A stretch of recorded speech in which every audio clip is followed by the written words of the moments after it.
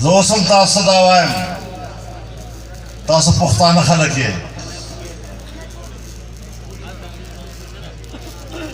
ما ته په خپله ویل شوي وو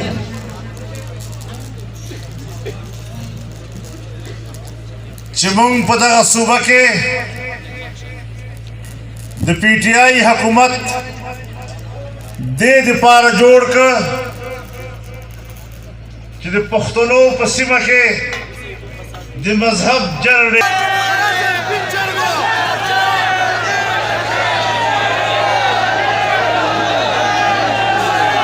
مارونو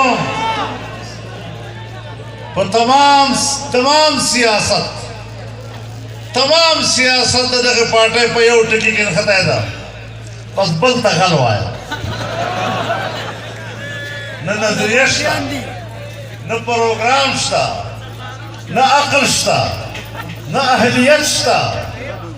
بس ځان لغړ دوغړ که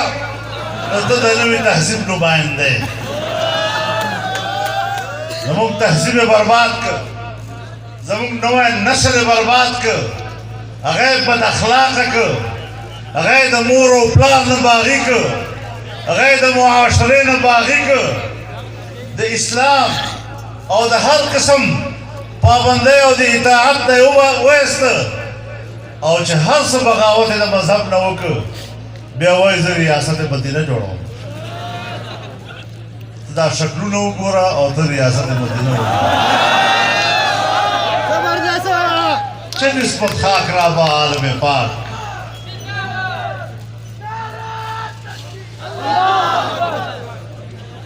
دا مغربي تهذیب دا د یهودیانو تهذیب ما ته ویلي شوي دي چې مولوي صاحب که موږ د دنیا معیشت خلکو نه پیسه غواړو نو د دنیا پیسه د یهودیانو په لاس کې ده او دا اسلامي تهذیب ته او پښتو تهذیب ته څوک نه ورکوي موږ به نوجوان بدلو مذهب نه به یې لرې کوو حیا به ترې اوچتو عقیده به یې خرابو نو هله به دنیا امداد موږ نه راځي او بیا اول خلکو نه منله ما سره خو نن خو دنیا وایي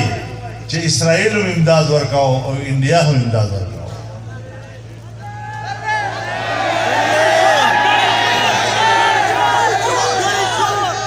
او چې بیا په هغه باندې اف آی آر کټ شو نو په هغې احتجاج د اسرائیلو د ټي وي یو چینل وکړو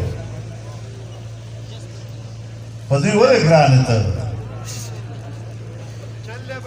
ریاست مدینه خبره کوې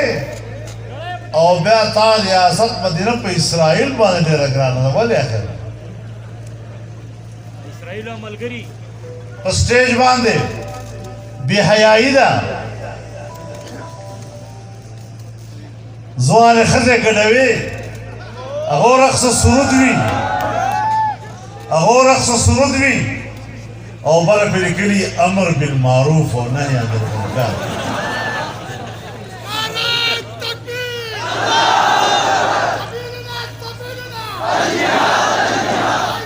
دا خو لکه چې دلته په سړک باندې یو سړی لغړ دوغړ ولاړي او په سینه باندې کتبه لګولې چې وا خلکو حیا کوئ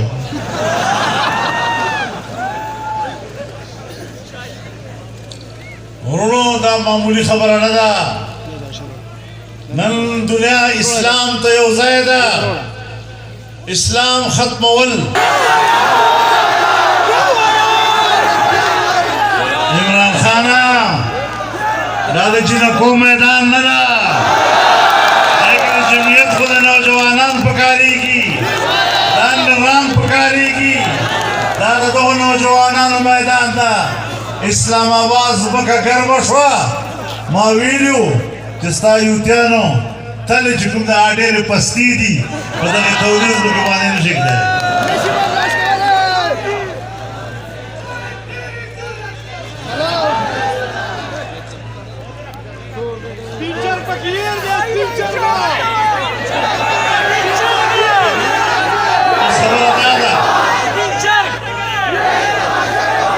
زه خو دا نه وایم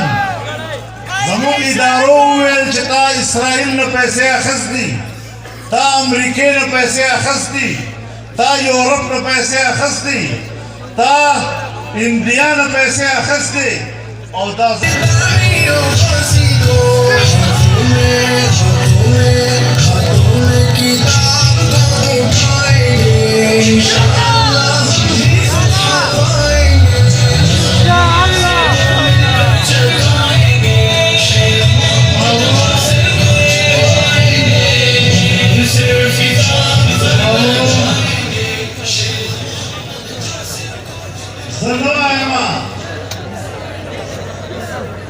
عدالت وائی الیکشن کمیشن وائی جدا مسعود باچا گڑے خرچ کرے دے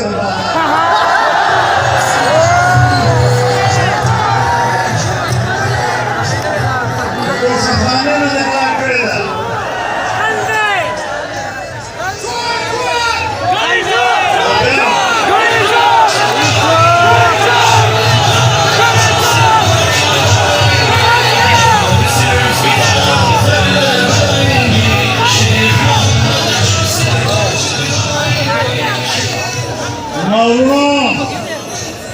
تاسو یاد کړئ